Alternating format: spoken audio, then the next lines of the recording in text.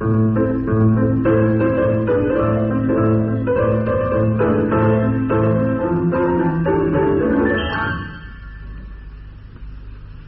you hear what I was playing, Lane? I didn't think it polite to listen, sir. I'm sorry for that, for your sake. I don't play accurately. Anyone can play accurately. But I play with wonderful expression. As far as the piano is concerned, sentiment is my forte. I keep science for life. Yes, sir. And speaking of the science of life, have you got the cucumber sandwiches cut for Lady Bracknell? Here they are, sir. Oh, by the way, Lane, I see from your book that on Thursday night, when Lord Shorman and Mr. Worthing were dining with me, 8 bottles of champagne entered as having been consumed. Yes, sir. 8 bottles and a pint. Why is it at a bachelor's establishment the servants invariably drink the champagne? I ask merely for information. I attribute it to the superior quality of the wine, sir. I have often observed that in married households the champagne is rarely of a first-rate brand. Good heavens, is marriage so demoralizing as that? I believe it is a very pleasant state, sir. I have had very little experience of it myself up to the present. I have only been married once. That was in consequence of a misunderstanding between myself and a young person. I don't know that I'm much interested in your family life, Dane. No, sir, it is not a very interesting subject. I never think of it myself. Very natural, I'm sure. That will do, Lane, thank you. Thank you, sir. Lane's views on marriage seem somewhat lax. Really, if the lower orders don't set us a good example, what on earth is the use of them? They seem as a class to have absolutely no sense of moral responsibility. Mr. Ernest Worthing. How are you, my dear Ernest? What brings you up to town? Oh, pleasure. What else should bring one anywhere? Eating as usual, I see, Algy. I believe it is customary in good society to take some slight refreshment at 5 o'clock.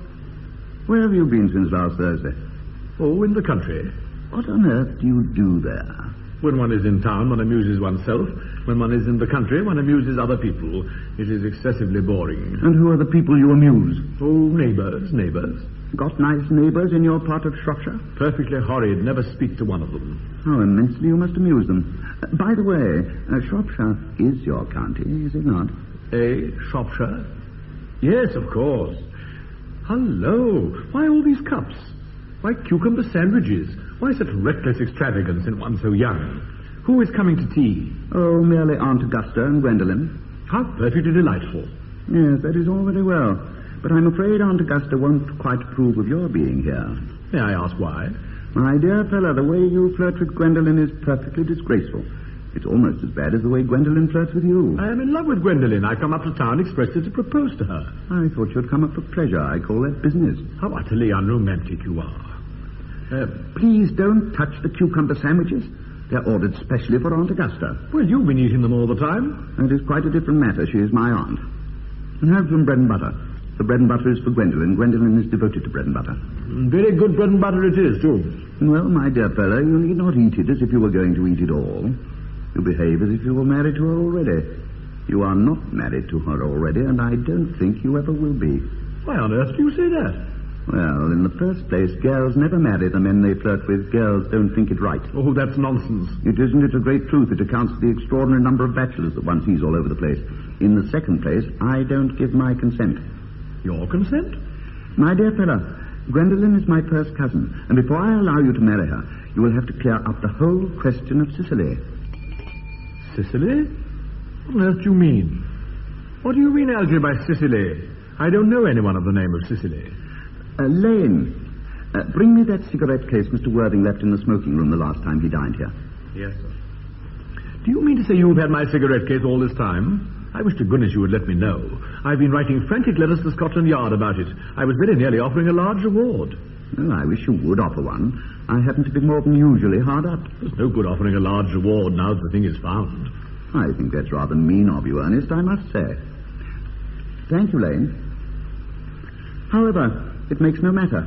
For now that I look at the inscription inside, I find the thing isn't yours after all. Of course it's mine. You've seen me with it 100 times, and you've no right whatsoever to read what's written inside. It's a very ungentlemanly thing to read a private cigarette case. Yes, but this is not your cigarette case. This cigarette case is a present from someone of the name of Cicely.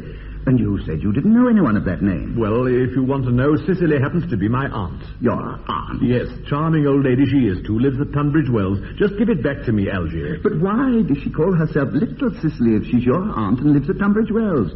From Little Cicely with her fondest love. My dear fellow, what on earth is there in that? Some aunts are tall, some aunts are not tall. That is a matter that surely an aunt may be allowed to decide for herself. You seem to think that every aunt should be exactly like your aunt. That's absurd. Now, for heaven's sake, give me back my cigarette case. Yes, but why did your aunt call you her uncle? From Little Cicely with her fondest love to her dear Uncle Jack. There is no objection, I admit, to an aunt being a small aunt. But why an aunt, no matter what her size may be, should call her own nephew her uncle, I can't quite make out. Besides, your name isn't Jack at all, it's Ernest. It isn't Ernest, it's Jack. You have always told me it was Ernest. I've introduced you to everyone as Ernest. You answered at the name of Ernest. You look as if your name was Ernest. You're the most earnest-looking person I ever saw in my life. It's perfectly absurd you're saying your name isn't Ernest. It's on your cards. Here is one of them. Mr. Ernest Worthing, B4 the Albany. I'll keep this as a proof that your name is Ernest if you ever attempt to deny it to me or to Gwendolen or to anyone else. Well, my name is Ernest in town and Jack in the country. And that cigarette case was given me in the country. Yes, but that does not account for the fact that your small Aunt Cicely, who lives at Tunbridge Wells, calls you her dear uncle. Oh. Come, old boy. You had much better have the thing out at once. My dear Algy, you talk exactly as if you were a dentist. It's very vulgar to talk like a dentist when one isn't a dentist. It produces a false impression.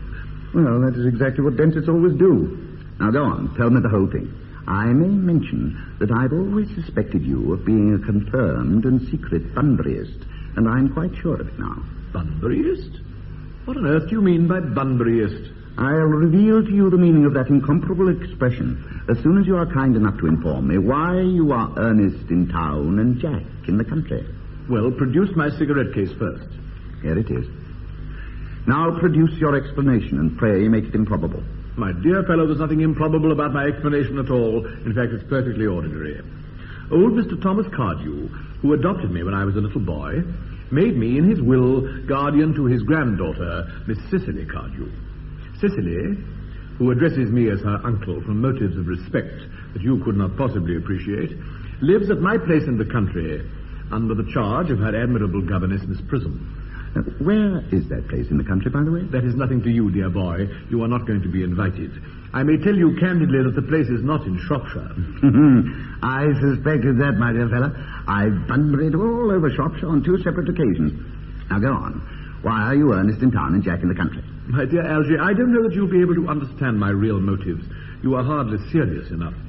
When one is placed in the position of guardian, one has to adopt a very high moral tone on all subjects. It is one's duty to do so. And as a high moral tone can hardly be said to conduce very much to either one's health or one's happiness, in order to get up to town, I have always pretended to have a younger brother of the name of Ernest, who lives in the Albany and gets into the most dreadful scrapes. That, my dear Algy, is the whole truth, pure and simple. The truth is really pure and never simple. What you really are is a Bunburyist. I was quite right in saying you were a Bunburyist. You are one of the most advanced Bunburyists I know. What on earth do you mean? You have invented a very useful younger brother called Ernest in order that you may be able to come up to town as often as you like. I have invented an invaluable permanent invalid called Bunbury in order that I may be able to go down into the country whenever I choose. Bunbury is perfectly invaluable. If it wasn't for Bunbury's extraordinary bad health, for instance, I wouldn't be able to dine with you at Willis's tonight, for I've really been engaged to Aunt Augusta for more than a week. I haven't asked you to dine with me anywhere tonight. I know, you're absurdly careless about sending out invitations. It's very foolish of you. Nothing annoys people so much as not receiving invitations. You'd much better dine with your Aunt Augusta. I haven't the smallest intention of doing anything of the kind. To begin with, I dine there on Monday, and once a week is quite enough to dine with one's own relations. In the second place, whenever I do dine there, I'm always treated as a member of the family, and sent down either with no woman at all or two. In the third place, I know perfectly well whom she will place me next to tonight. She will place me next Mary Farquhar, who always flirts with her own husband across the dinner table. That is not very pleasant. Indeed, it's not even decent, and that sort of thing is enormously on the increase. The amount of women in London who flirt with their own husbands is perfectly scandalous. It looks so bad, it's simply washing one's clean linen in public. Besides, now that I know you to be a confirmed Bunburyist, I naturally want to talk to you about Bunburying. I want to tell you the rules. I'm not a Bunburyist at all. If Gwendolen accepts me, I'm going to kill my brother. Indeed, I think I'll kill him in any case. Cecil is a little too much interested in him. It's rather a bore. So I'm going to get rid of Ernest. And I strongly advise you to do the same with with your invalid friend who has the absurd name. Nothing will induce me to part with Bunbury. And if you ever get married, which seems to me extremely problematic, you will be very glad to know Bunbury. A man who marries without knowing Bunbury has a very tedious time of it. That's nonsense. If I marry a charming girl like Gwendolen, and she's the only girl I ever saw in my life that I would marry, I certainly won't want to know Bunbury. Then your wife will. You don't seem to realize that in married life, 3 is company, 2 is none. Ah, that must be Aunt Augusta. Only relatives or creditors ever ring in that Wagnerian manner. Now, if I get her out of the way for 10 minutes, so that you can have an opportunity of proposing to Gwendolen, may I dine with you tonight at Willis's? I suppose so, if you want to. Yes, but you must be serious about it. I hate people who are not serious about meals. It's so shallow of them. Lady Bracknell and Miss Fairfax. Good afternoon, dear Algernon. I hope you are behaving very well. I am feeling very well, Aunt Augusta. Yes, that's not quite the same thing. In fact, the two things rarely go together. Good afternoon, Mr. Worthing. How'd you do? Dear me, Gwendolen, you are smart. I am always smart. Am I not, Mr. Worthing? You are quite perfect, Miss Fairfax. Oh, I hope I am not that.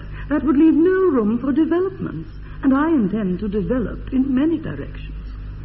I'm sorry if we are a little late, Algernon, but I was obliged to call on dear Lady Harbury. I haven't been there since her poor husband's death. I never saw a woman so altered. She looks quite 20 years younger. And now I'll have a cup of tea and one of those nice cucumber sandwiches you promised me. Certainly, Aunt Augusta. Won't you come and sit here, Gwendolen? Thanks, Mamma. I'm quite comfortable where I am. Good heavens. Lane, why are there no cucumber sandwiches? I ordered them specially. There were no cucumbers in the market this morning, sir. I went down twice. No cucumbers? No, sir. Not even for ready money. That will do, Lane. Thank you. Thank you, sir. I am greatly distressed, Aunt Augusta, about there being no cucumbers, not even for ready money. Well, it really makes no matter, Algernon. I had some crumpets with Lady Harbury, who seems to me to be living entirely for pleasure now. I hear her hair has turned quite gold from grief. Well, it certainly has changed its colour. From what cause, I, of course, cannot say. Thank you. I've quite a treat for you tonight, Algernon. I'm going to send you down with Mary Farquhar. She's such a nice woman and so attentive to her husband. It's delightful to watch them. I'm afraid, Aunt Augusta, I shall have to give up the pleasure of dining with you tonight after all. Oh, I hope not, Algernon. It will put my table completely out. Your uncle would have to dine upstairs. Fortunately, he is accustomed to that. It is a great bore, I need hardly say, a terrible disappointment to me. But the fact is, I have just had a telegram to say that my poor friend Bunbury is very ill again. They seem to think I should be with him. Well, it is very strange. This Mr. Bunbury seems to suffer from curiously bad health. Yes, poor Bunbury is a dreadful invalid. Well, I must say, Algernon, that I think it is high time that Mr. Bunbury made up his mind whether he was going to live or die. This shilly-shallying with the question is absurd. Nor do I in any way approve of the modern sympathy with invalids. I consider it morbid. Illness of any kind is hardly a thing to be encouraged in others. Health is the primary duty of life. I'm always telling that to your poor uncle, but he never seems to take much notice as far as any improvement in his ailment goes. I should be much obliged, Mr. Bunbury, from me to be kind enough not to have a relapse on Saturday, for I rely on you to arrange my music for me. It is my last reception, and one wants something that will encourage conversation, particularly at the end of the season, when everyone has practically said whatever they had to say, which in most cases was probably not much. I'll speak to Bunbury, Aunt Augusta, if he's still conscious, and I think I can promise you he'll be all right by Saturday. Of course, the music is a great difficulty. You see, if one plays good music, people don't listen, and if one plays bad music, people don't talk. But I'll run over the program I've drawn out if you'll kindly come into the next room for a moment. Thank you, Algernon. It is very thoughtful of you. I'm sure the program will be delightful after a few expurgations. French songs I cannot possibly allow. People always seem to think that they are improper, and either look shocked, which is vulgar, or laugh, which is worse. But German sounds a thoroughly respectable language, and indeed, I believe, is so. Gwendolen, you will accompany me. Certainly, Mamma. Charming day it has been, Miss Fairfax. Pray don't talk to me about the weather, Mr. Worthing. Whenever people talk to me about the weather, I always feel quite certain that they mean something else. And that makes me so nervous. I do mean something else. I thought so. In fact, I am never wrong. And I would like to be allowed to take advantage of Lady Bracknell's temporary absence. I would certainly advise you to do so. Mamma has a way of coming back suddenly into a room that I've often had to speak to her about. Miss Fairfax, ever since I met you, I have admired you more than any girl I have ever met since I met you. Yes, I am quite well aware of the fact. And I often wish that in public, at any rate, you had been more demonstrative. For me, you have always had an irresistible fascination. Even before I met you, I was far from indifferent to you. We live, as I hope you know, Mr. Worthing, in an age of ideals. The fact is constantly mentioned in the more expensive monthly magazines, and has reached the provincial pulpits, I am told. And my ideal has always been to love someone of the name of Ernest. There is something in that name that inspires absolute confidence.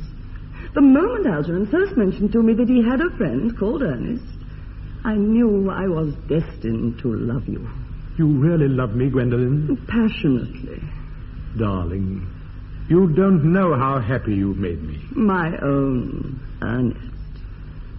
But you don't really mean to say that you couldn't love me if my name wasn't Ernest. Your name is Ernest. Yes, I know it is. But suppose it was something else. Do you mean to say you couldn't love me then? That is clearly a metaphysical speculation, and like most metaphysical speculations, has very little reference at all to the actual facts of real life as we know them. Personally, darling, to speak quite candidly, I don't much care about the name of Ernest. I don't think the name suits me at all. It suits you perfectly. It's a divine name. It has music of its own. It produces vibrations. Well, really, Gwendolen, I must say that I think there are lots of other much nicer names. I think Jack, for instance, a charming name. Jack? No, there's very little music in the name. Jack.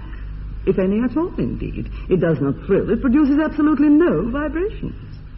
I have known several Jacks, and they all, without exception, were more than usually plain. Besides, Jack is a notorious domesticity for John. And I pity any woman who is married to a man called John. She would probably never be allowed to know the entrancing pleasure of a single moment's solitude. The only really safe name is Ernest. Gwendolen, I must get christened at once. I mean, we must get married at once. There is no time to be lost. Married, Mr. Worthing? Well, surely. You know that I love you. And you led me to believe, Miss Fairfax, that you were not wholly indifferent to me. I adore you. But you haven't proposed to me yet. Nothing has been said at all about marriage. The subject has not even been touched on. Well, may I propose to you now? I think it would be an admirable opportunity. And to spare you any possible disappointment, Mr. Worthing, I think it only fair to tell you quite frankly beforehand that I am fully determined to accept you. Gwendolen... Yes, Mr. Worthing, what have you got to say to me? You know what I've got to say to you. Yes, but you don't say it. Gwendolen, will you marry me? Of course I will, darling. How long you have been about it. I'm afraid you've had very little experience in how to propose. My own one, I've never loved anyone in the world but you. Yes, but men often propose for practice. I know my brother Gerald does. All my girlfriends tell me so. What wonderfully blue eyes you have, Ernest. They are quite blue. I hope you will always look at me just like that, especially when there are other people present. Mr. Worthing, rise, sir, from this semi-recumbent posture. It is most indecorous. Mamma, I must beg you to retire. This is no place for you. Besides, Mr. Worthing is not quite finished yet. Finished what, may I ask? I am engaged to Mr. Worthing, Mamma. Pardon me, you are not engaged to anyone. When you do become engaged to someone, I or your father, should his health permit him, will inform you of the fact. An engagement should come to a young girl as a surprise, pleasant or unpleasant as the case may be. It is hardly a matter that she could be allowed to arrange for herself. And now I have a few questions to put to you, Mr. Worthing. While I am making these inquiries, you, Gwendolen, will wait for me below in the carriage. Mamma. In the carriage, Gwendolen. Gwendolen, the carriage. Yes, Mamma. You can take a seat, Mr. Worthing. Thank you, Lady Bracknell. I prefer standing. I feel bound to tell you that you are not down on my list of eligible young men, although I have the same list as the dear Duchess of Bolton has. We work together, in fact. However, I'm quite ready to enter your name, should your answers be what a really affectionate mother requires. Do you smoke? Well, yes, I must admit I smoke. I'm glad to hear it. A man should always have an occupation of some kind. There are far too many idle men in London as it is. How old are you? 35. A very good age to be married. I've always been of opinion that a man who desires to get married should either know everything or nothing. Which do you know? I know nothing, Lady Bracknell. Well, I'm pleased to hear it. I do not approve of anything that tampers with natural ignorance. Ignorance is like a delicate exotic fruit. Touch it, and the bloom is gone. What is your income? Between 7,000 and 8,000 a year. In land or in investment? In investment, chiefly. Now, that is satisfactory. What between the duties expected of one during one's lifetime and the duties exacted from one after one's death, land has ceased to be either a profit or a pleasure. It gives one position and prevents one from keeping it up. That's all that can be said about land. I have a country house with some land, of course, attached to it. About 1,500 acres, I believe, but I don't depend on that for my real income. In fact, as far as I can make out, the poachers are the only people who make anything out of it. A country house? How many bedrooms? That point can be cleared up afterwards.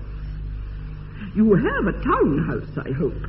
A girl with a simple, unspoiled nature like Gwendolen could hardly be expected to reside in the country. Well, I own a house in Belgrave Square, but it is let by the year to Lady Bloxham. Of course, I can get it back whenever I like at 6 months' notice.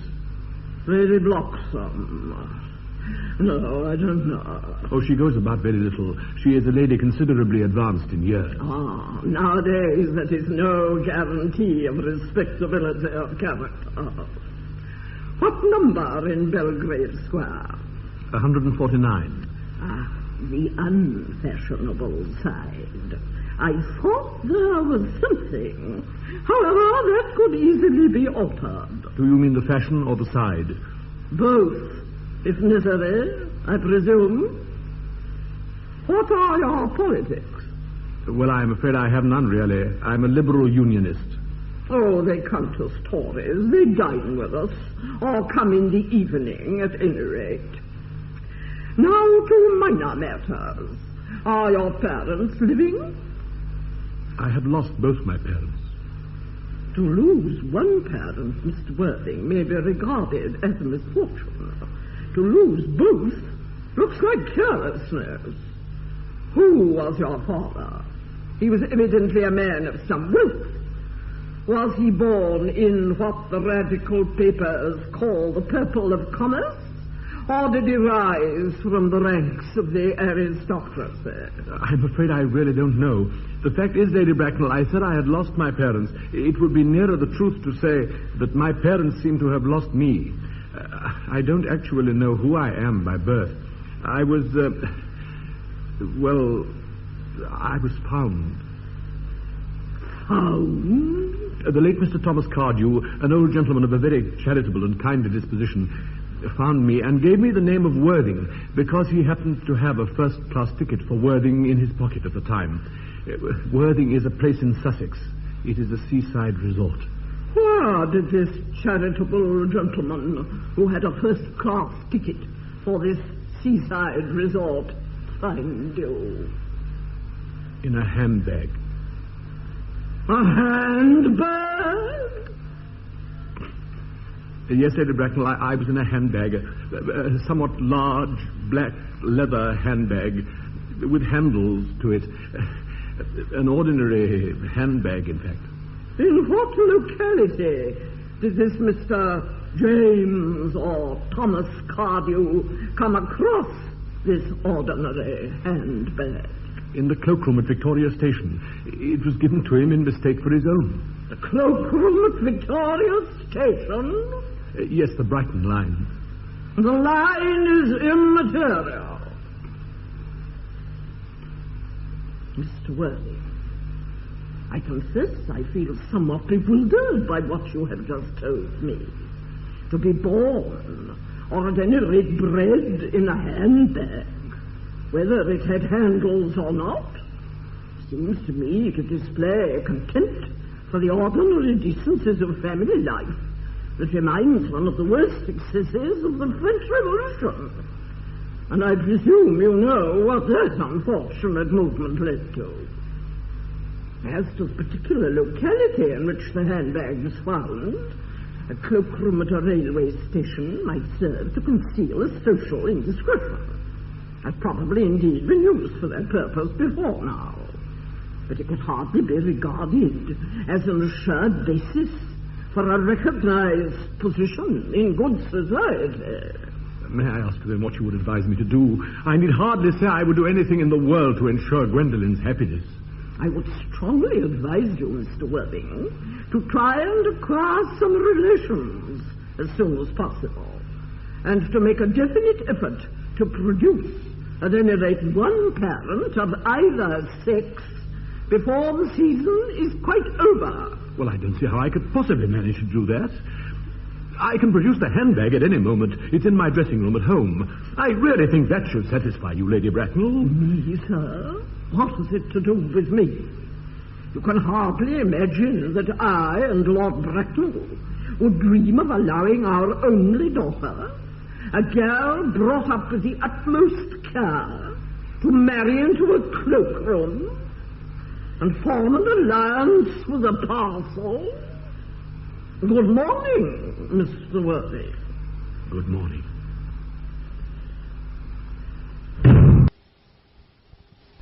Oh, do stop playing that ghastly tune, Algy. How idiotic you are. Didn't he go off all right, old boy?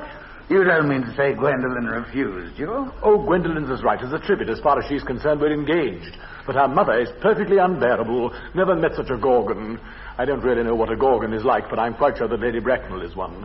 At any rate, she's a monster without being a myth, which is rather unfair. Oh, I beg your pardon, Algy. I suppose I shouldn't talk about your own aunt like that before you. My dear boy, I love hearing my relations abused. It's the only thing that makes me put up with them at all. Relations are simply a tedious pack of people who haven't got the remotest knowledge of how to live, nor the smallest instinct about when to die. Oh, that's nonsense. You don't think there's any chance of Gwendolen becoming anything like her mother in about 150 years, do you, Algy? All women become like their mothers. That is their tragedy. No man does. That's his. Is that clever? It's perfectly phrased and quite as true as any observation in civilized life should be. I'm sick to death of cleverness. Everybody's clever nowadays. You can't go anywhere without meeting clever people. The thing's become an absolute public nuisance. I wish to goodness we had a few fools left. We have. I should extremely like to meet them. What do they talk about? The fools? Oh, about the clever people, of course. What fools? By the way, did you tell Gwendolen the truth about your being Ernest in town and Jack in the country? My dear fellow, the truth isn't quite the sort of thing one tells to a nice, sweet, refined girl. What extraordinary ideas you have about the way to behave to a woman. The only way to behave to a woman is to make love to her if she is pretty, and to someone else if she's plain. Oh, that's nonsense. What about your brother? What about the profligate Ernest? Oh, before the end of the week I shall have got rid of him. I shall say he died in Paris of apoplexy. Lots of people die of apoplexy quite suddenly, don't they? Yes, but it's hereditary, my dear fellow. It's the sort of thing that runs in families. You had much better say a severe chill. You're sure a severe chill isn't hereditary or anything of that kind? Of course it isn't. Very well, then. My poor brother Ernest is carried off suddenly in Paris by a severe chill. That gets rid of him. But I thought you said that Miss Cardew was a little too much interested in your poor brother Ernest. Won't she feel his loss a good deal? Oh, that's all right. Cicely's not a silly romantic girl at all, I'm glad to say. She's got a capital appetite, goes long walks, and pays no attention at all to her lessons. I would rather like to see Cicely. I shall take very good care you never do. She's excessively pretty, and she's only just 18. Have you told Gwendolen yet that you have an excessively pretty ward who is only just 18? Oh, one doesn't blurt these things out to people. Cicely and Gwendolen are perfectly certain to be extremely great friends. I'll bet you anything you like that half an hour after they've met, they'll be calling each other sister. Women only do that when they have called each other a lot of other things first. Now, my dear boy, if we want to get a good table of Willis's, we really must go and dress. I'm hungry. I never knew you when you weren't. What shall we do after dinner? Go to a theatre? Oh, no, I loathe listening.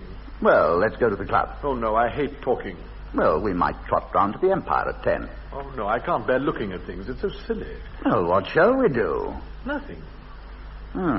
It's awfully hard work doing nothing. However, I don't mind hard work where there is no definite object of any kind. Miss Fairfax.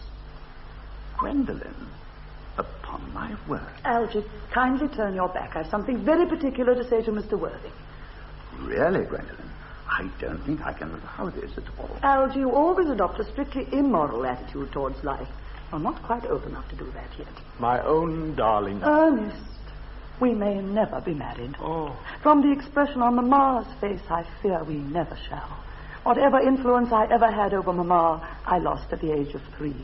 But although she may prevent us from becoming man and wife, and I may marry someone else, and marry often, nothing that she can possibly do can alter my eternal devotion to you. Dear Gwendolen. The story of your romantic origin, as related to me by Mamma with unpleasing comments, has naturally stirred the deeper fibers of my nature. Your Christian name has an irresistible fascination. The simplicity of your character makes you exquisitely incomprehensible to me. Your town address at the Albany I have. What is your address in the country? The Manor House. The Manor House. Woolton. Hertfordshire. Hertfordshire. There is a good postal service, I suppose. It may be necessary to do something desperate. That, of course, will require serious consideration. I will communicate with you daily. My own one. How long do you remain in town? Till Monday. Good. Algy, you may turn round now. Thanks, I've turned round already. You may also ring the bell. You will let me see you to your carriage, my own darling? Certainly. I will see Miss Fairfax out, Lane. Yes, sir.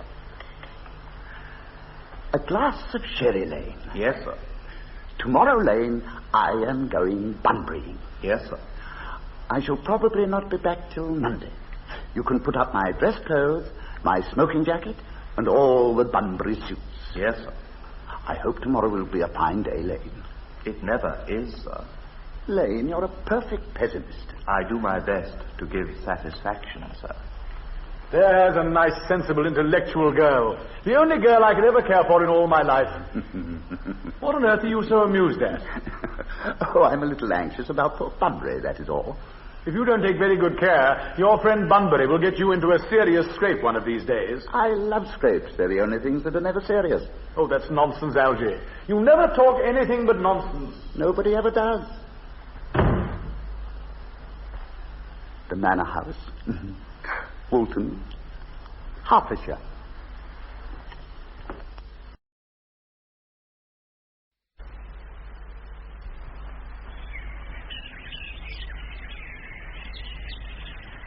Isn't it?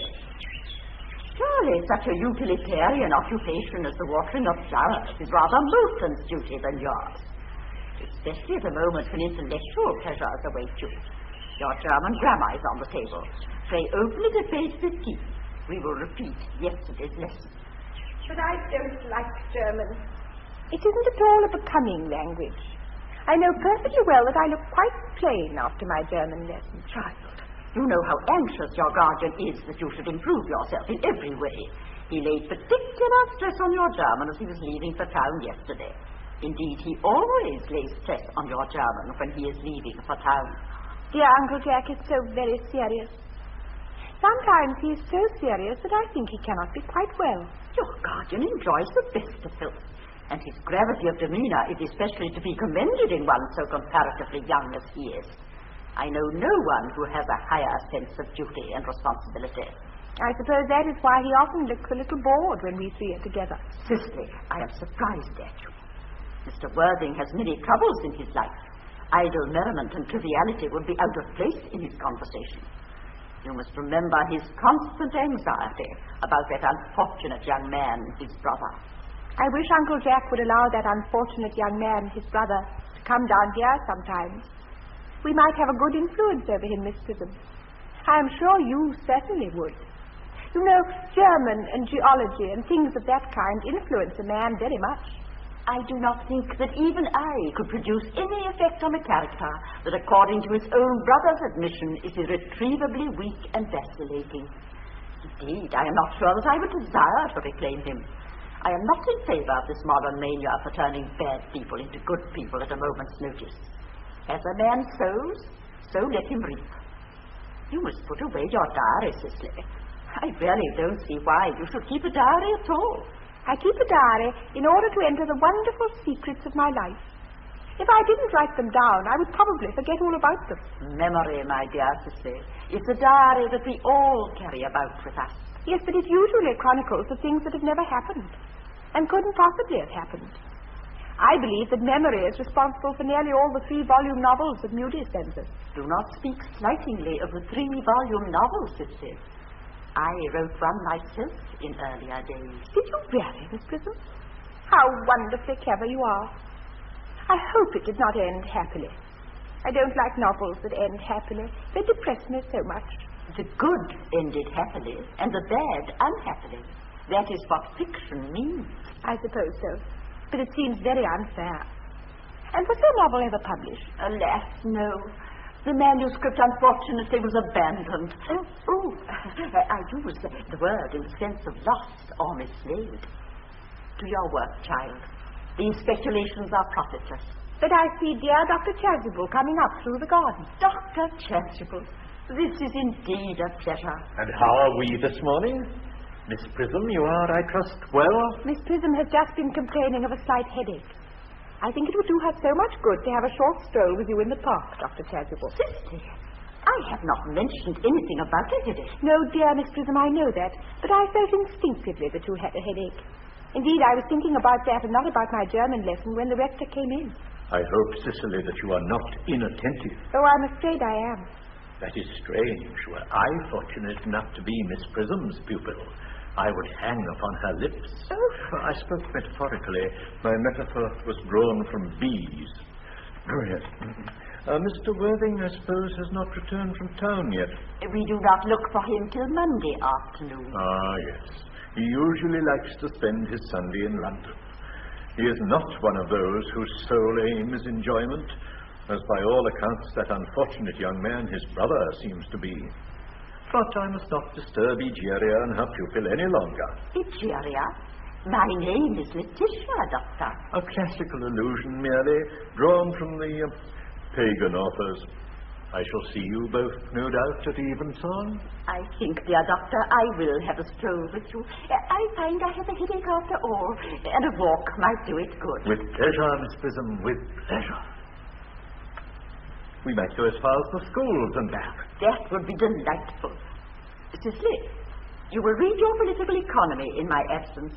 The chapter on the fall of the rupee you may omit. It is somewhat too sensational. Even these metallic problems have their melodramatic side. Horrid political economy. Horrid geography.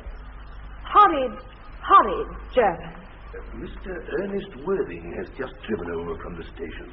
He has brought his luggage with him. Here is his card, miss. Mr. Ernest Worthing. B4, the Albany, W.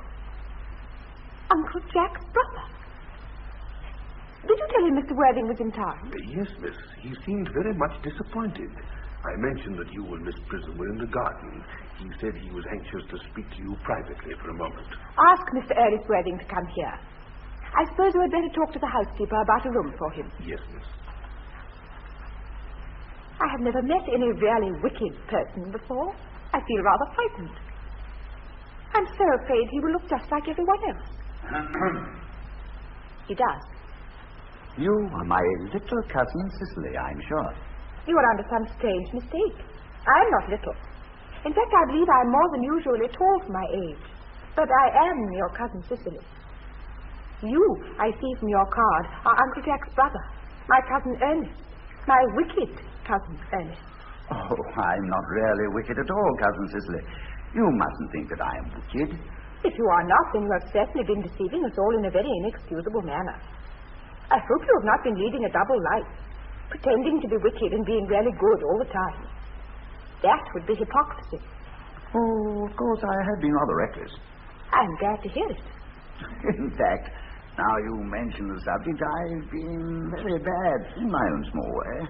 I don't think you should be so proud of that, though I am sure it must have been very pleasant. It's much pleasanter being here with you. I can't understand how you are here at all. Uncle Jack won't be back till Monday afternoon. That is a great disappointment. I'm obliged to go up by the first train on Monday morning. I have a business appointment that I am anxious to miss. Couldn't you miss it anywhere but in London? No, the appointment is in London. Well, I know, of course, how important it is not to keep a business engagement if one wants to retain any sense of the beauty of life. But still, I think you'd better wait till Uncle Jack arrives. I know he wants to speak to you about your emigrating. About my what? Your emigrating. He's gone up to buy your outfit. I certainly wouldn't let Jack buy my outfit. He has no taste in neckties at all. I don't think you will require neckties. Uncle Jack is sending you to Australia. Australia? I'd sooner die. Well, he said at dinner on Wednesday night that you would have to choose between this world, the next world, and Australia. Oh, well. The accounts I have received of Australia and the next world are not particularly encouraging. This world is good enough for me, Cousin Cicely. Yes, but are you good enough for it? I'm afraid I'm not that. That's why I want you to reform me. You might make that your mission if you don't mind, Cousin Cicely. I'm afraid I've no time this afternoon. Would you mind my reforming myself this afternoon? It's rather quixotic of you, but I think you should try. I will. I feel better already. You're looking a little worse. That is because I am hungry. How thoughtless of me. I should have remembered that when one is going to lead an entirely new life, one requires regular and wholesome meals. Won't you come in? Thank you. Might I have a buttonhole first? I never have any appetite unless I have a buttonhole first. A Maréchal Neil? No. I'd sooner have a pink rose. Why? Because you are like a pink rose, Cousin Cicely.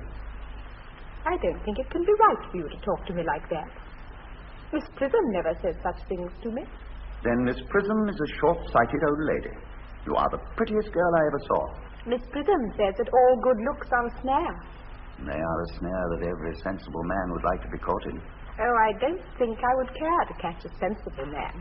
I shouldn't know what to talk to him about. You are too much alone, dear Dr. Chasuble. You should get married. A misanthrope I can understand. A womanthrope, never. Believe me, I do not deserve so neologistic a phrase. The precept as well as the practice of the primitive church was distinctly against matrimony. That is obviously the reason why the primitive church has not lasted up to the present day. And you do not seem to realize, dear doctor, that by persistently remaining single, a man converts himself into a permanent public temptation. Men should be more careful. This very celibacy leads weaker vessels astray. But is a man not equally attractive when married? No married man is ever attractive except to his wife. And often I have been told not even to her.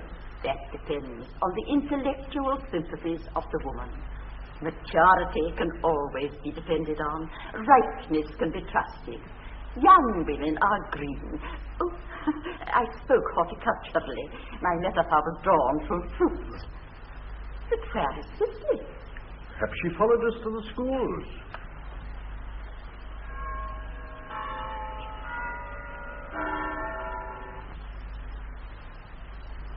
Mr. Worthing. Mr. Worthing? In deep mourning? This is indeed a surprise. We did not look for you till Monday afternoon. I have returned sooner than I expected. Dr. Chasuble, I hope you are well. Dear Mr. Worthing, I trust this garb of woe does not betoken some terrible calamity. my brother. More shameful deaths and extravagance. Still leading his life of pleasure. Dead. Your brother Ernest dead. Quite dead. What a lesson for him. I trust he will profit by it. Mr. Worthing, I offer you my sincere condolences.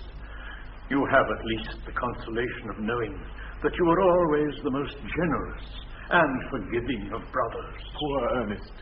He had many faults, but it is a sad, sad blow. Very sad indeed. Were you with him at the end? No, he died abroad. In Paris, in fact. I had a telegram last night from the manager of the Grand Hotel. Was the cause of death mentioned? A severe chill, it seems. As a man sows, so shall he reap. Charity, dear Miss Prism, charity. None of us are perfect. I myself am peculiarly susceptible to drafts. Will the interment take place here? No, he seems to have expressed a desire to be buried in Paris. In Paris? I fear that hardly points to any very serious state of mind at last. You would no doubt wish me to make some slight allusion to this tragic domestic affliction next Sunday. My sermon on the meaning of the manor and the wilderness can be adapted to almost any occasion, joyful, or, as in the present case, distressing. I have preached it at harvest celebrations, christenings, confirmations, on days of humiliation, and festival days.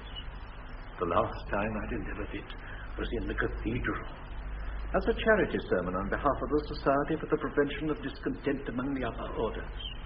The bishop, who was present, was much struck by some of the analogies I drew. Ah, that reminds me. You mentioned christening, I think, Dr. Chasuble. I suppose you know how to christen all right. I mean, of course, you are continually christening, aren't you? It is, I regret to say, one of the rector's most constant duties in this parish. I have often spoken to the poorer classes on the subject, but they don't seem to know what thrift is. But is there any particular infant in whom you are interested, Mr. Worthing? Your brother was, I believe, unmarried, was he not? Oh, yes, quite unmarried. People who live entirely for pleasure usually are. But it is not for any child, dear doctor. I am very fond of children.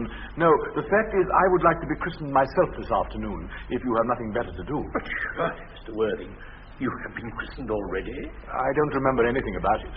But have you any grave doubts on the subject? I certainly intend to have. Of course, I don't know if the thing would bother you in any way, or if you think I'm a little too old now. Not at all. No. The sprinkling and indeed the immersion of adults is a perfectly canonical practice. Immersion? You need have no apprehension. Sprinkling is all that is necessary. Or indeed, I think, advisable. Our weather is so changeable. At what hour would you wish the ceremony performed? I might trot round about 5, if that would do. Perfectly, perfectly. In fact, I have 2 similar ceremonies to perform at that time. A case of twins that occurred recently in one of the outlying cottages in your own estate. Poor Jenkins, the carter, a most hard-working man. Oh, I don't see much fun in being christened along with other babies. It would be childish. Would 5:30 do? Admirably, admirably. And now, dear Mr. Worthing, I will not intrude any longer into a house of sorrow. I would merely beg you not to be too much bowed down by grief. What seem to us bitter trials are often blessings in disguise. Consisting of the extremely obvious kind. Uncle Jack. Oh, I am pleased to see you back. But what horrid black clothes you have got on. Do go and change them. My child. What is the matter, Uncle Jack? Do look happy. You look as if a toothache, and I've got such a surprise for you. Who do you think is in the dining room? Your brother. Who? Your brother Ernest. He arrived about half an hour ago. What nonsense. I haven't got a brother. Oh, don't say that. However badly he may have behaved to you in the past, he is still your brother. You wouldn't be so heartless as to disown him. I'll tell him to come out. And you will shake hands with him, won't you, Uncle Jack? These are very joyful tidings. After we had all been resigned to his loss, his sudden return seems to me peculiarly distressing. My brother in the dining room, I don't know what it all means. I think it's perfectly absurd. Brother John, Good heavens.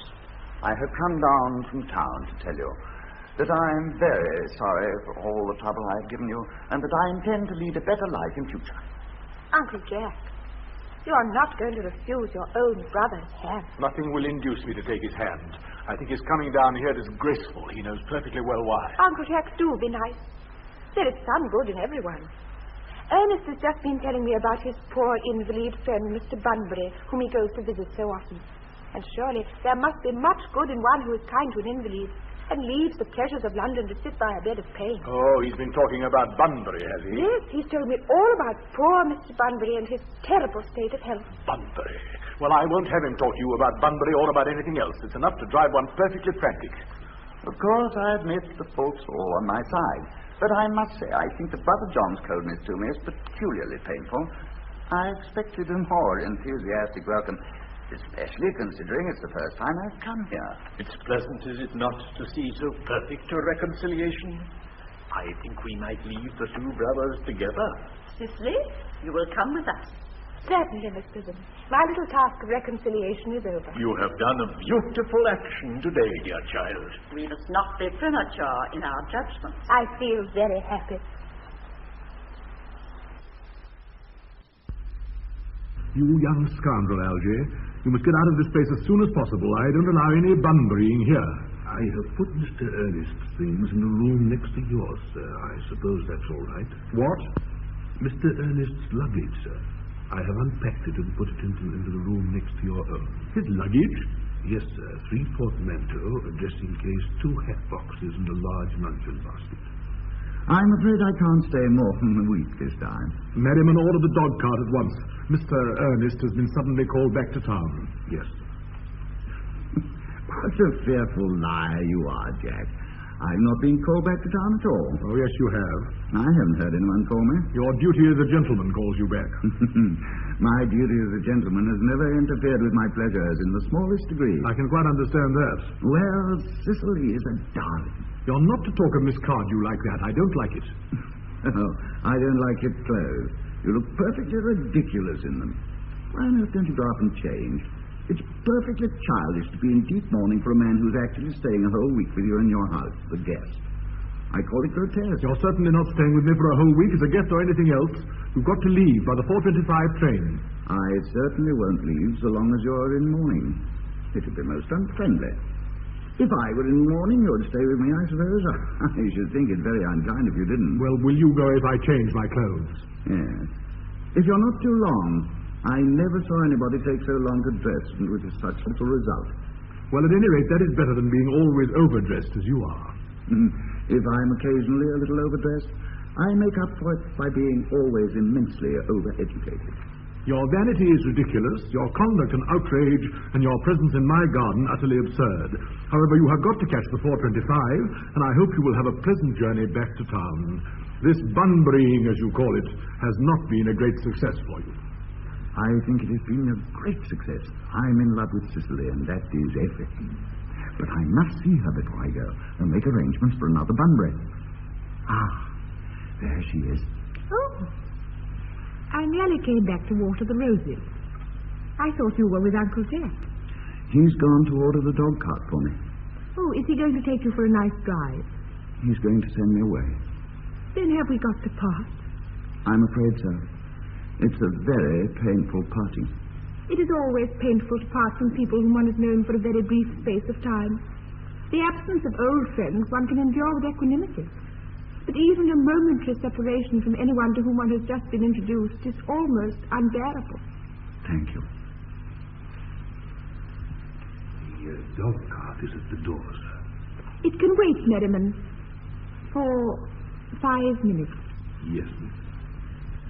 I hope, Cicely, I shall not offend you if I state quite frankly and openly that you seem to me to be in every way the visible personification of absolute perfection. I think your frankness does you great credit, Ernest. If you will allow me, I will copy your remarks into my diary. Do you keep a diary? I'd give anything to look at it, may I? Oh, no. You see, it is simply a very young girl's record of her own thoughts and impressions, and consequently meant for publication. When it appears in volume form, I hope you will order a copy. But pray, Ernest, don't stop. I delight in taking down from dictation. I have reached absolute perfection. You can go on. I'm quite ready for more. Oh, don't cough, Ernest. When one is dictating, one should speak fluently and not cough. Besides, I don't know how to spell a cough. Cicely, ever since I first looked upon your wonderful and incomparable beauty, I have dared to love you wildly, passionately, devotedly, hopelessly. I don't think you should tell me that you love me wildly, passionately, devotedly, hopelessly.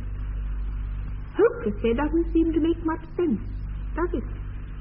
Cicely, The dog cart is waiting, sir. tell it to come round next week at the same hour. Yes, sir. Uncle Jack would be very much annoyed if he knew you were staying on till next week at the same hour. Oh, I don't care about Jack. I don't care for anybody in the world but you. I love you, Cicely. You will marry me, won't you? You silly boy, of course. Why, we've been engaged for the last 3 months. For the last 3 months. Yes, it will be exactly 3 months on Thursday. But how did we become engaged? Well, ever since dear Uncle Jack first confessed to us that he had a younger brother who was very wicked and bad, you, of course, have formed the chief topic of conversation between myself and Miss Prism. And, of course, a man who is much talked about is always very attractive. One feels there must be something in him after all. I dare say it was foolish of me, but I fell in love with you, Ernest. Darling. And when was the engagement actually settled? On the 14th of April last. Worn out by your entire ignorance of my existence, I determined to end the matter one way or the other. And after a long struggle with myself, I accepted you under this dear old tree here. The next day, I bought this little ring in your name, and this is a little bangle with the true lover's knot I promised you always to wear. Did I give you this? It's very pretty, isn't it? Yes, you've wonderfully good taste, Ernest.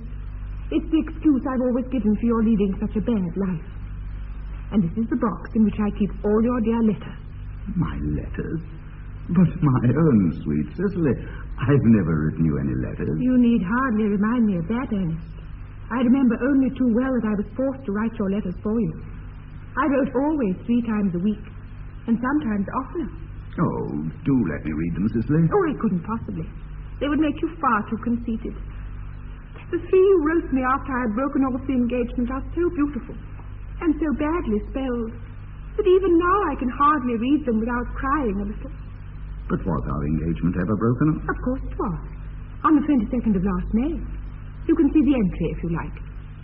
Today I broke off my engagement with Ernest. I feel it is better to do so. The weather still continues charming. But why on earth did you break it off? What had I done? I had done nothing at all. Cicely, I'm very much hurt indeed to hear you broke it off, particularly when the weather was so charming. It would hardly have been a really serious engagement if it hadn't been broken off at least once. But I forgave you before the week was out. What a perfect angel you are, Cicely. You dear romantic boy. I hope your hair curls naturally, does it?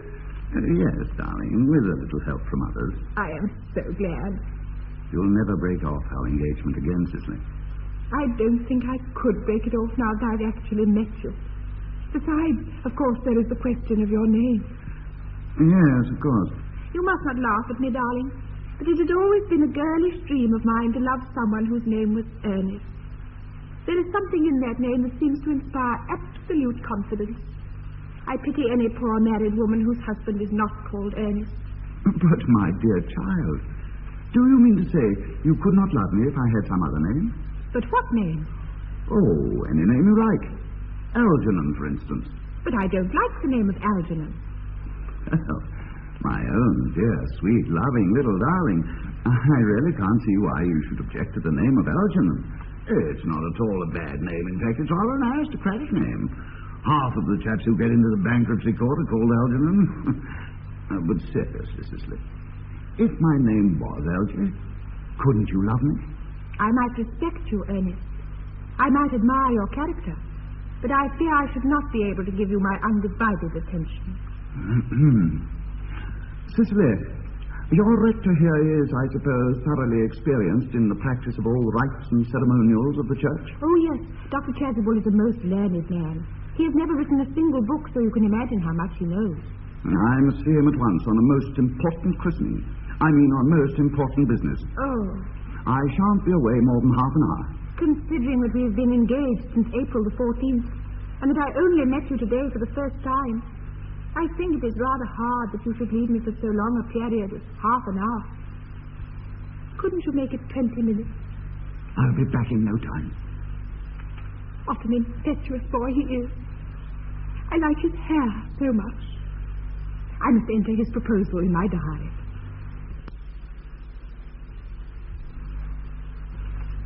Miss Fairfax has just called to see Mr. Worthing on very important business, Miss Fairfax states.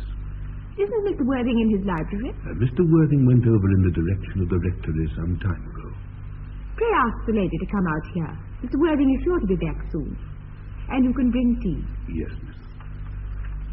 Miss Fairfax. I suppose one of the many good elderly women who are associated with Uncle Jack in some of his philanthropic work in London. I don't quite like women who are interested in philanthropic work. I think it is so forward of them. Miss Fairfax. Pray let me introduce myself to you. My name is Cicely Cardew. Cicely Cardew. What a very sweet name. Something tells me we are going to be great friends. I like you already more than I can say. My first impressions of people are never wrong. How nice of you to like me so much after we have known each other such a comparatively short time. Pray sit down. I may call you Cicely, may I not? With pleasure. And you will always call me Gwendolen, won't you? If you wish. Then that is all quite settled, is it not? I hope so. Perhaps this might be a favourable opportunity for my mentioning who I am. My father is Lord Bracknell. You have never heard of Papa, I suppose. I don't think so. Outside the family circle, Papa, I'm glad to say, is entirely unknown. I think that is quite it should be. Cicely, Mamma, whose views on education are remarkably strict, has brought me up to be extremely short-sighted. It is part of her system. So do you mind my looking at you through my glasses? Oh, not at all, Gwendolen. I'm very fond of being looked at. You are here on a short visit, I suppose. Oh, no, I live here. Really? Your mother, no doubt, or some female relative of advanced years resides here also. Oh, no. I have no mother, nor, in fact, any relation. Indeed? My dear guardian, with the assistance of Miss Prism, has the arduous task of looking after me. Your guardian? Yes, I am Mr. Worthing's ward. Oh, strange. He never mentioned to me that he had a ward. How secretive of him. He grows more interesting hourly. I am not sure, however, that the news inspires me with feelings of unmixed delight. I'm very fond of you, Cicely. I've liked you ever since I met you. But I am bound to state that now I know that you are Mr. Worthing's ward, I cannot help expressing a wish that you were, just a little older than you seem to be, and not quite so very alluring in appearance. In fact, if I may speak candidly... Pray do. I think that whenever one has anything unpleasant to say, one should always be quite candid. Well, to speak with perfect candour, Cicely, I wish that you were fully 42 and more than usually plain for your age. Ernest has a strong, upright nature. He is the very soul of truth and honour. Disloyalty would be as impossible to him as deception. But even men of the noblest possible moral character are extremely susceptible to the influence of the physical charms of others. Modern, no less than ancient history supplies us with many most painful examples of what I refer to. If it were not so, indeed, history would be quite unreadable. I beg your pardon, Gwendolen. Did you say Ernest? Yes. Oh, but it is not Mr. Ernest Worthing who is my guardian. It is his brother, his elder brother. Ernest never mentioned to me that he had a brother. I'm sorry to say that they have not been on good terms for a long time. Ah, that accounts for it. And now that I think of it, I've never heard any man mention his brother. The subject seems distasteful to most men. Cicely, you have lifted a load from my mind. I was growing almost anxious. It would have been terrible if any cloud had come across a friendship like ours, would it not? Of course, you are quite sure that it is not Mr. Ernest Worthing who is your guardian? Quite sure. In fact, I am going to be his. I beg your pardon? Dearest Gwendolen, there is no reason why I should make a secret of it to you. Our little county newspaper is sure to chronicle the fact next week. Mr. Ernest Worthing and I are engaged to be married. My darling Cicely, I think there must be some slight error. Mr. Ernest Worthing is engaged to me. The announcement will appear in the Morning Post on Saturday at the latest. I'm afraid you must be under some misapprehension. Ernest proposed to me exactly 10 minutes ago. Allow me to show you the entry in my diary. It's certainly very curious, for he asked me to be his wife yesterday afternoon at 5:30. If you would care to verify the incident, pray do so. I never travel without my diary. One should always have something sensational to read in the train. I am so sorry, dear Cicely, if this is any disappointment to you, but I am afraid that I have the prior claim.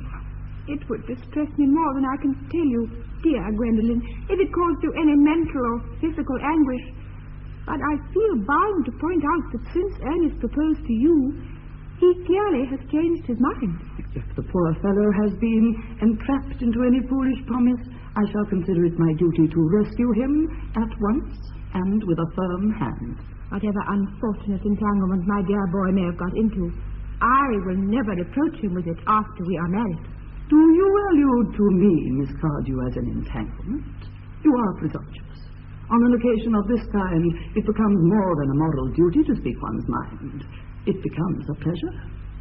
Do you suggest, Miss Fairfax, that I entrapped Ernest into an engagement? How dare you? This is no time for wearing the shallow mask of manners. When I see a spade, I call it a spade. I am glad to say that I have never seen a spade. It is obvious that our social spheres have been widely different.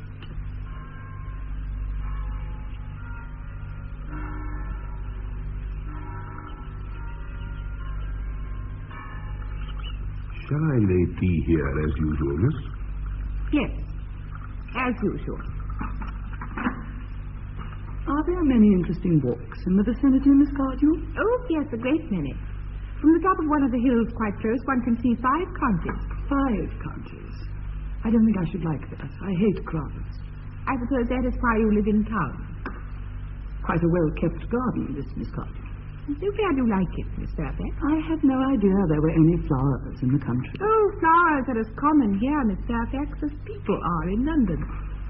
Personally, I cannot understand how anybody manages to exist in the country.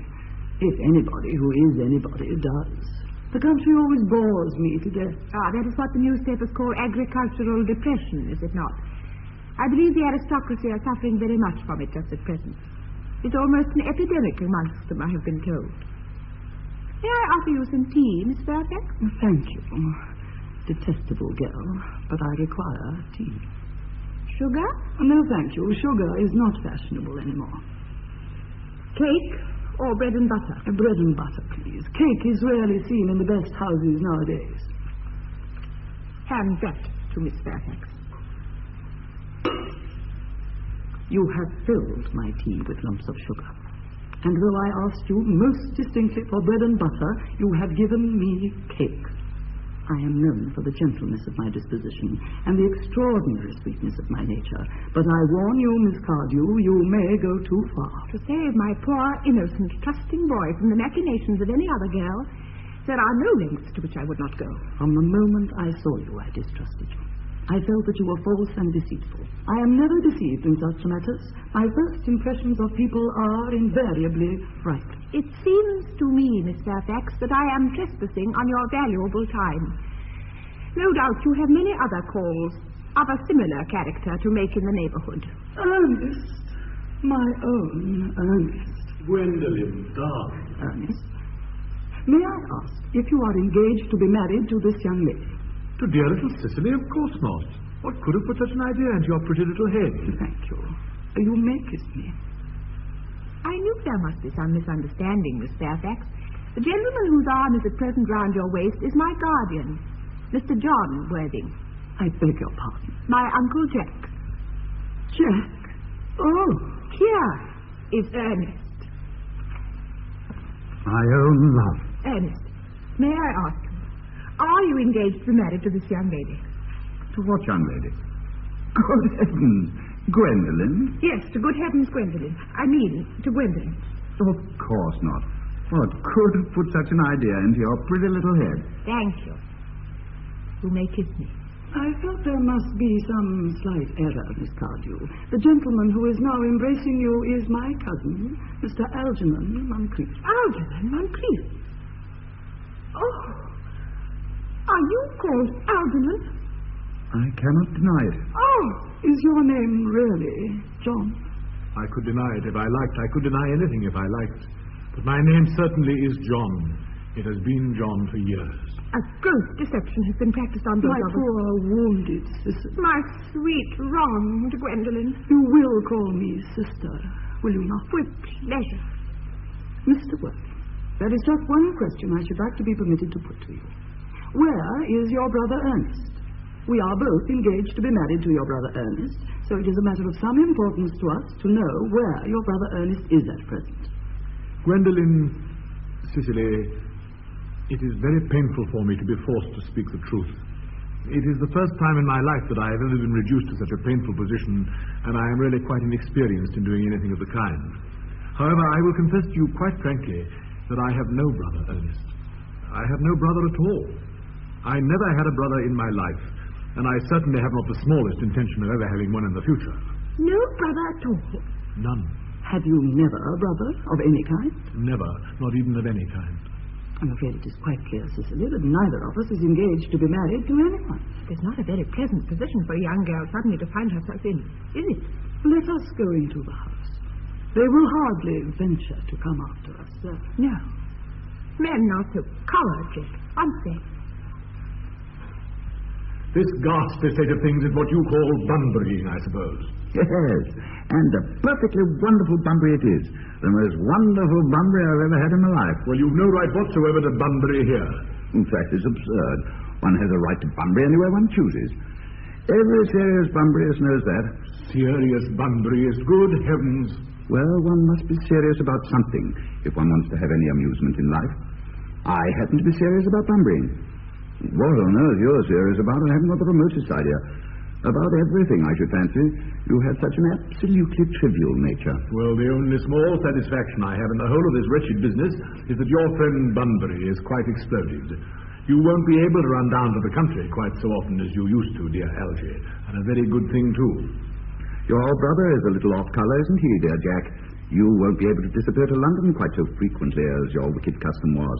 And not a bad thing either. As for your conduct towards Miss Cardew, I must say that your taking in a sweet, simple, innocent girl like that is quite inexcusable, to say nothing of the fact that she is my ward.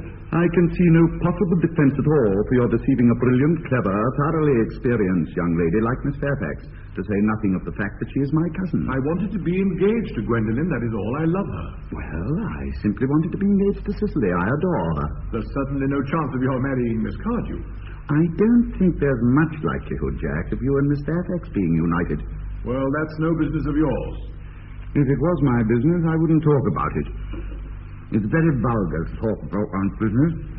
Only people like stockbrokers do that, and then merely at dinner parties. How you can sit there calmly eating muffins when we're in this horrible trouble, I can't make out. You seem to me to be perfectly heartless. Well, I can't eat muffins in an agitated manner. The butter would probably get on my cups. One should always eat muffins quite calmly. It's the only way to eat them. I say it's perfectly heartless you're eating muffins at all under the circumstances. When I'm in trouble, eating is the only thing that consoles me. Indeed, when I'm in really great trouble, as anyone who knows me intimately will tell you, I refuse everything except food and drink. At the present moment, I'm eating muffins because I'm unhappy.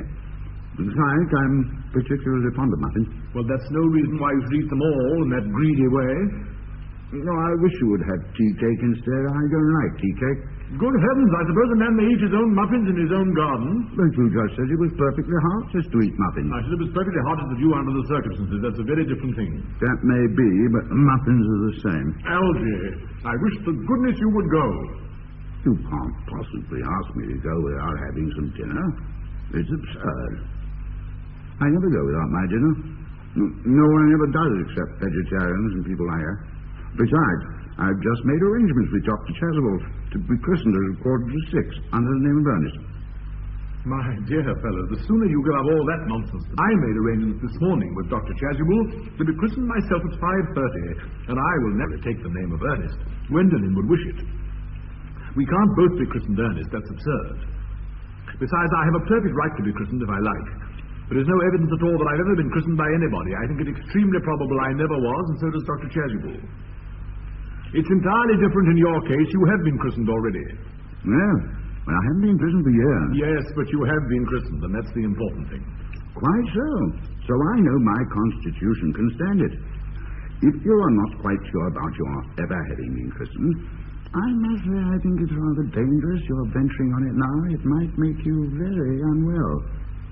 You can hardly have forgotten that someone very closely connected with you was very nearly carried off this week in Paris by a severe chill. Yes, but you said yourself that a severe chill wasn't hereditary. It used to be, I know, but I dare say it is now. Science is always making wonderful improvements in things. Oh, that's nonsense, Algy. You're always talking nonsense. Jack, you're at the muffins again. I wish you wouldn't. There are only 2 left. I told you I was particularly fond of muffins. But I hate tea cake. Why on earth, then, do you allow tea cake to be served to your guests? What ideas you have of hospitality. Algernon, I've already told you to go. I don't want you here. Why don't you go? I haven't quite finished my tea yet. And there's still 1 muffin left.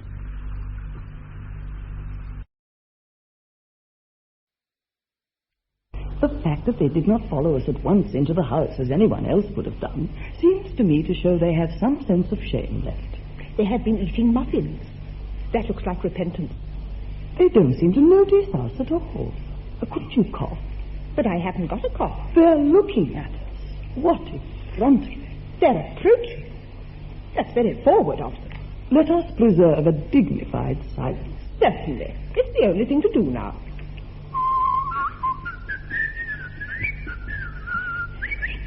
This dignified silence seems to produce an unpleasant effect. A most distasteful one. But we will not be the first to speak. Certainly not. Mr. Worthing, I have something very particular to ask you. Much depends on your reply. Gwendolen, your common sense is invaluable. Mr. Moncrief, kindly answer me the following question. Why did you pretend to be my guardian's brother? In order that I might have an opportunity of meeting you.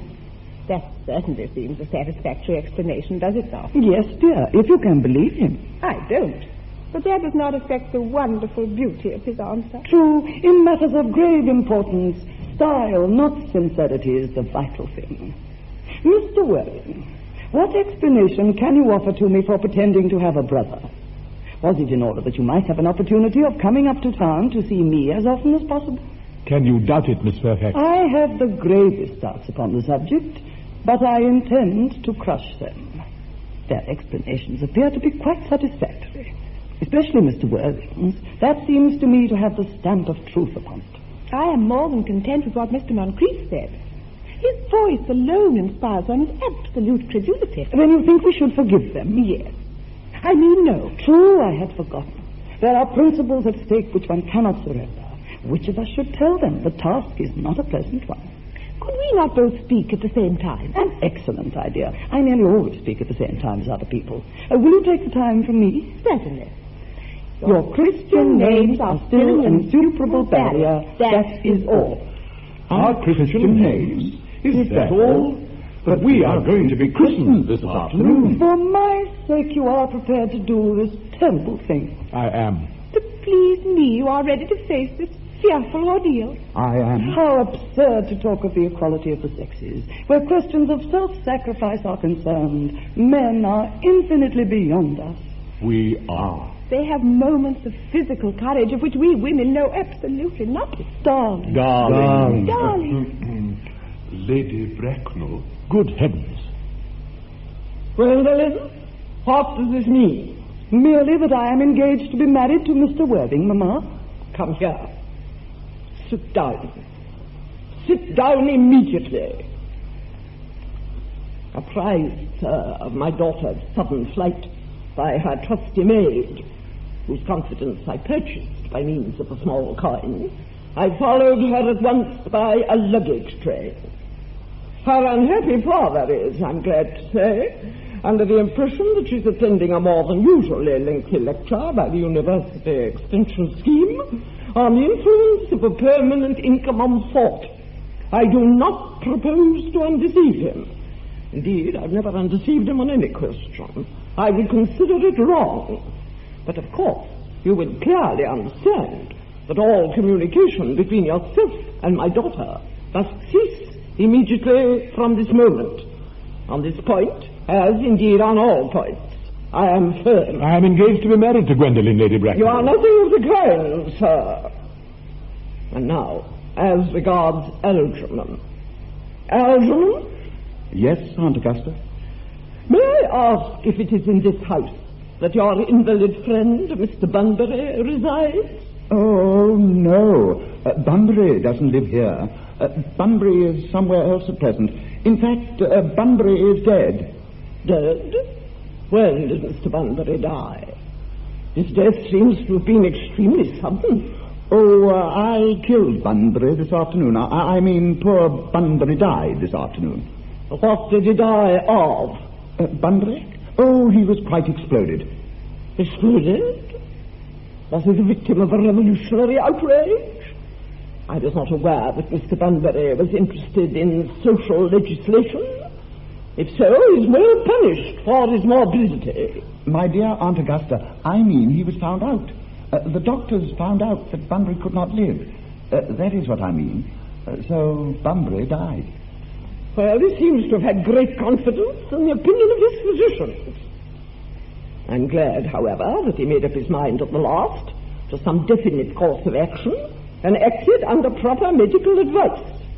And now that we have finally got rid of this Mr. Bunbury, may I ask, Mr. Worthing, who is that young person whose hand my nephew Algernon is holding in what seems to me a peculiarly unnecessary manner? That young lady is Miss Cicely Cardew, my ward. I am engaged to be married to Cicely, Aunt Augusta. I beg your pardon? Mr. Moncrief and I are engaged to be married, Lady Bracknell. Well, I do not know whether there is anything peculiarly exciting in the air of this particular part of Hertfordshire. The number of engagements that go on seem to me considerably above the proper average that statistics have laid down for our guidance. I think some preliminary inquiry on my part would not be out of place. Mr. Worthing, is Miss Cardew at all connected with any of the larger railway stations in London? I merely desire information. Until yesterday, I had no idea that there were any families or persons whose origin was the terminus. Miss Cardew is the granddaughter of the late Mr. Thomas Cardew of 149 Belgrave Square, SW, Jervis Park, Dorking, Surrey, and the Sporran, Fifeshire, NB. That sounds not unsatisfactory. 3 addresses always inspire confidence, even in tradesmen. But what proof have I of their authenticity? I have carefully preserved the court guides of the period. They are open to your inspection, Lady Bracknell. I've known strange errors in that publication. Miss Cardew's family solicitors are Messrs. Markby, and Markby. Oh, Markby, and Markby, a firm of the very highest position in their profession. Indeed, I'm told that one of them, Mr. Markby, is occasionally to be seen at dinner parties. So far, I am satisfied. How extremely kind of you, Lady Bracknell. I have also in my possession, you will be pleased to hear, certificates of Miss Cardew's birth, baptism, whooping cough, registration, vaccination, confirmation, and the measles, both the English and the German variety. Ah, a life crowded with incident, I see. Though perhaps somewhat too exciting for a young girl. I am not myself in favor of premature experience. Gwendolen, the time approaches for our departure. We've not a moment to lose. As a matter of form, Mr. Worthing, I had better ask you if Miss Cardew has any little fortune? Oh, about £130,000 in the funds. That is all. Goodbye, Lady Bracknell. So pleased to have seen you. A moment, Mr. Worthing. £130,000 and in the funds. Miss Cardew seems to me a most attractive young lady now that I look at her. Few girls of the present day have any really solid qualities, any of the qualities that last and improve with time. We live, I regret to say, in an age of surfaces. Come over here, dear. Pretty child. Your dress is sadly simple, and your hair seems almost as nature might have left it, but we can soon alter all that. A thoroughly experienced French maid produces a really marvelous result in a very brief space of time. I remember recommending one to young Lady Lansing, and after 3 months her own husband did not know her. And after 6 months nobody knew her. Kindly turn round, sweet child. No, the side view is what I want. Yes, quite as I expected. There are distinct social possibilities in your profile. The two weak points in our age are its want of principle and its want of profile. The chin a little higher, dear. Style largely depends on the way the chin is worn. It was very high just at present. Algernon. Yes, Aunt Augusta? There are distinct social possibilities in Miss Cardew's profile. Cicely is the sweetest, dearest, prettiest girl in the whole world, and I don't care tuppence about social possibilities. Never speak disrespectfully of society, Algernon. Only people who can't get into it do that. Dear child, of course you know that Algernon has nothing but his debts to depend upon, but I do not approve of mercenary marriages. When I married Lord Bracknell, I had no fortune of any kind, but I never dreamed for a moment of allowing that to stand in my way. Well, I suppose I must give my consent. Thank you, Aunt Augusta. Cicely, you may kiss me. Thank you, Lady Bracknell. You may also address me as Aunt Augusta for the future. Thank you, Aunt Augusta. The marriage, I think, had better take place quite soon. Thank you, Aunt Augusta. Thank you, Aunt Augusta. Speak frankly, I'm not in favor of long engagements. They give people the opportunity of finding out each other's characters before marriage, which I think is never advisable. I beg your pardon for interrupting you, Lady Bracknell, but this engagement is quite out of the question. I am Miss Cardew's guardian, and she cannot marry without my consent until she comes of age. That consent I absolutely decline to give. Upon what grounds, may I ask? Algernon is an extremely, I might almost say, an ostentatiously eligible young man. He has nothing, but he looks everything. What more can one desire? It pains me very much to have to speak frankly to you, Lady Bracknell, about your nephew, but the fact is that I do not approve at all of his moral character. I suspect him of being untruthful. Untruthful? My nephew Algernon untruthful? Impossible! He is an Oxonian. I fear there can be no possible doubt about the matter. This afternoon, during my temporary absence in London on an important question of romance, he obtained admission to my house by means of the false pretense of being my brother. Under an assumed name, he drank, I have just been informed by my butler, an entire pint bottle of my Perrier Jouet Brut 89, which I was specially reserving for myself. Continuing his disgraceful deception, he succeeded in the course of the afternoon in alienating the affections of my only ward. He subsequently stayed to tea and devoured every single muffin, and what makes his conduct all the more heartless is that he was perfectly well aware from the first that I have no brother, that I never had a brother, and that I don't intend to have a brother, not even of any kind. I distinctly told him so myself yesterday afternoon. Mr. Worthing, after careful consideration, I have decided entirely to overlook my nephew's conduct to you. That is very generous of you, Lady Bracknell. My own decision, however, is unalterable. I decline to give my consent. Come here, sweet child. How old are you, dear? Well, I am really only 18, but I always admit to 20 when I go to evening parties. You are perfectly right in making some slight alteration. Indeed, no woman should ever be quite accurate about her age. It looks so calculating. 18, but admitting to 20 at evening parties. Well, it will not be very long before you are of age and free from the restraints of tutelage. So I don't think your guardian's consent is, after all, a matter of any importance. Pray excuse me, Lady Bracknell, for interrupting you again, but it is only fair to tell you that according to the terms of her grandfather's will, Miss Cardew does not come legally of age until she is 35. Well, that does not seem to me to be a very grave objection. 35 is a very attractive age. London society is full of women of the very highest birth who have, of their own free choice, remained 35 for years. Lady Dumbleton is an instance in point. To my own knowledge, she's been 35 ever since she arrived at the age of 40, which is many years ago now. I see no reason why our dear Cicely should not be even still more attractive at the age you mentioned than she is at present. There will be a large accumulation of property. Algy, could you wait for me till I was 35? Of course I could, Cicely. You know I could. Yes, I felt it instinctively, but I couldn't wait all that time. I hate waiting even 5 minutes for anybody. It always makes me rather cross. I'm not punctual myself, I know, but I do like punctuality in others. And waiting, even to be married, is quite out of the question. And what is to be done, Cicely? I don't know, Mr. Moncrief.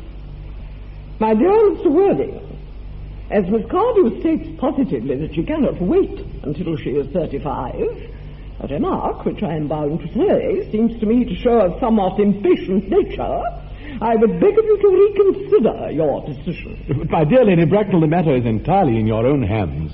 The moment you consent to my marriage with Gwendolen, I will most gladly allow your nephew to form an alliance with my ward. You must be quite aware that what you propose is out of the question. Then a passionate celibacy is all that any of us have to look forward to. That is not the destiny that I propose for Gwendolen. Algernon, of course, can choose for himself. Come, dear. We've already missed 5, if not 6 trains. To miss any more might expose us to comment on the platform. Everything is quite ready for the christenings. The christening, sir, is not this somewhat premature? Both these gentlemen have expressed a desire for immediate baptism. At their age?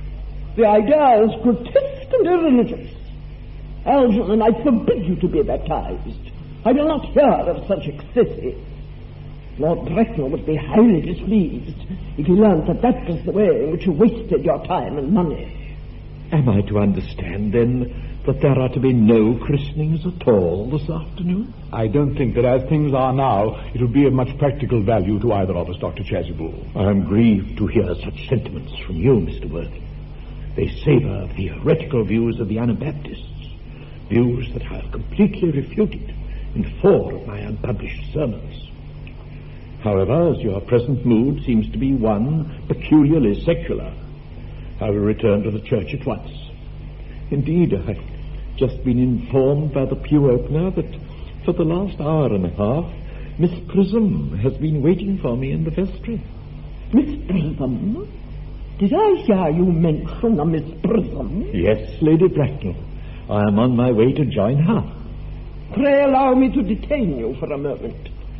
This matter may prove to be one of vital importance to Lord Bracknell and myself.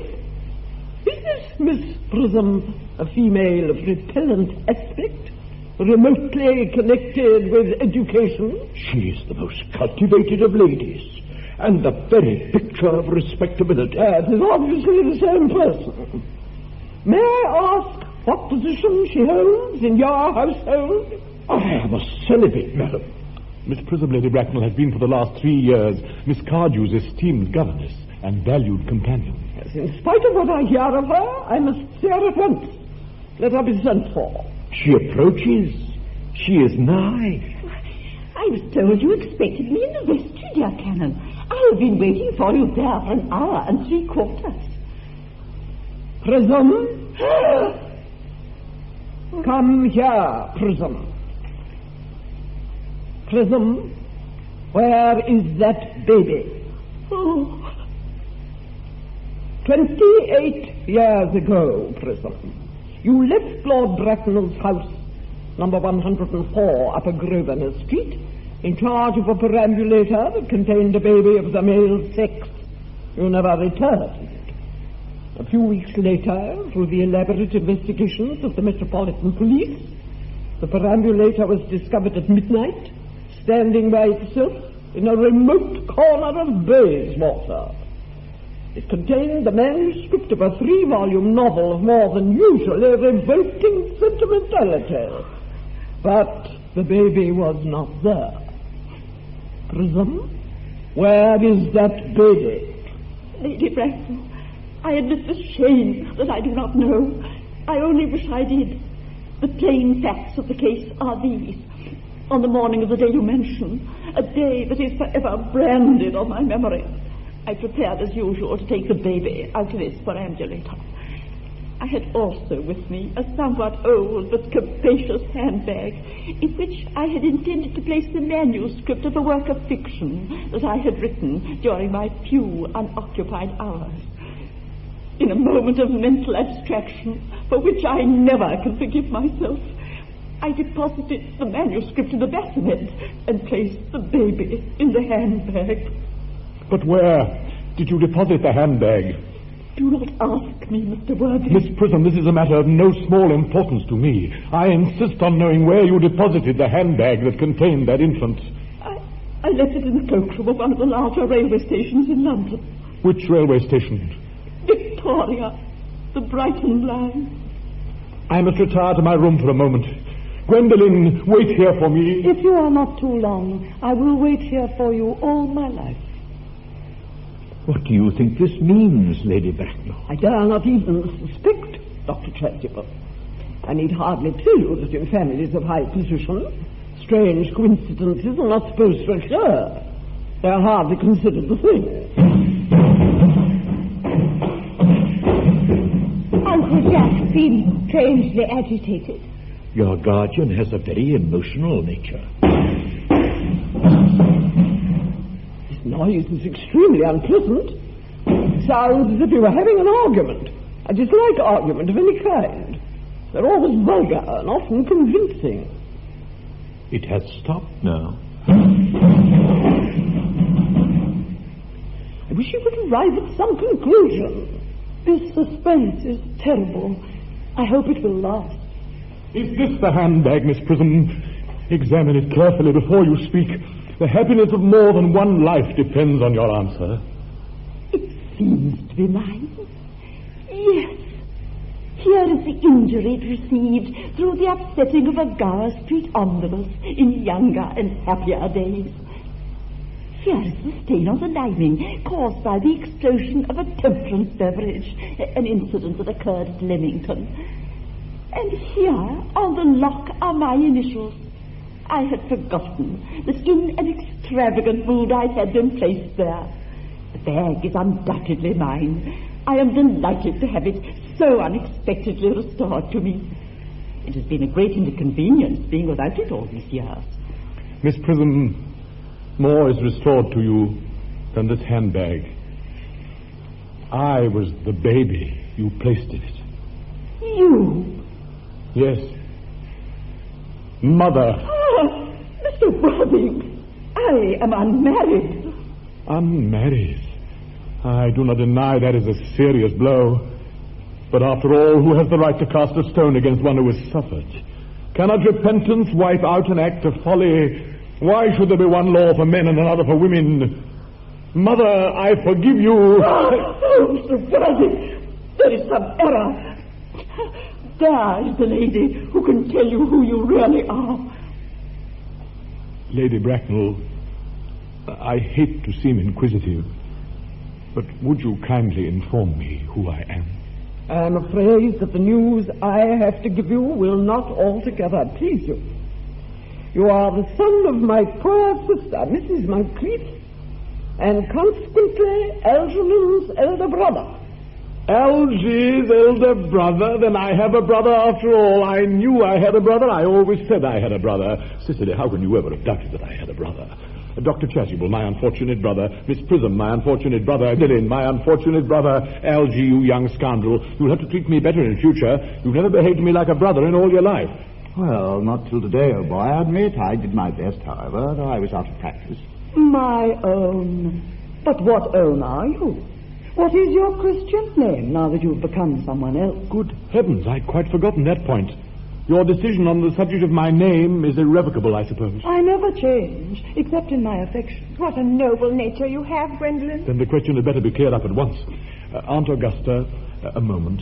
At the time when Miss Prism left me in the handbag, had I been christened already? Every luxury that money could buy, including christening, had been lavished on you by your fond and doting parents. Then I was christened, that's settled. Now, what name was I given? Let me know the worst. For being the eldest son, you were naturally christened after your father. Yes, but what was my father's Christian name? Well, I cannot at the moment recall what the General's Christian name was, but I've no doubt he had one. He was eccentric, I admit, but only in later years. And that was the result of the Indian climate and marriage and indigestion and other things of that kind. Algy, can't you recollect what our father's Christian name was? My dear boy, we were never even on speaking terms. He died before I was a year old. His name would appear in the army lists of the period, I suppose, Aunt Augusta? Well, the General was essentially a man of peace, except in his domestic life. But I've no doubt his name would appear in any military directory. The army lists of the last 40 years are here. These delightful records should have been my constant study. Generals, Mallam, Maxbohm, Magley, what ghastly names they have. Markby, Migsby, Moncrief. Lieutenant 1840, Captain, Lieutenant Colonel, Colonel, General 1869. Christian names, Ernest, John. I always told you, Gwendolen, my name was Ernest, didn't I? Well, it is Ernest, after all. I mean, it naturally is Ernest. Yes, I remember now the General was called Ernest. I knew I had some particular reason for disliking the name. Ernest, my own Ernest. I felt from the first you could have no other name. Gwendolen, it's a terrible thing for a man to find out suddenly that all his life he's been speaking nothing but the truth. Can you forgive me? I can, for I feel that you are sure to change. My own one, Letitia. Frederick, at last. Cicely, at last. Gwendolen, at last. My nephew, you seem to be displaying signs of triviality. On the contrary, Aunt Augusta, I've now realized for the first time in my life the vital importance of being earnest.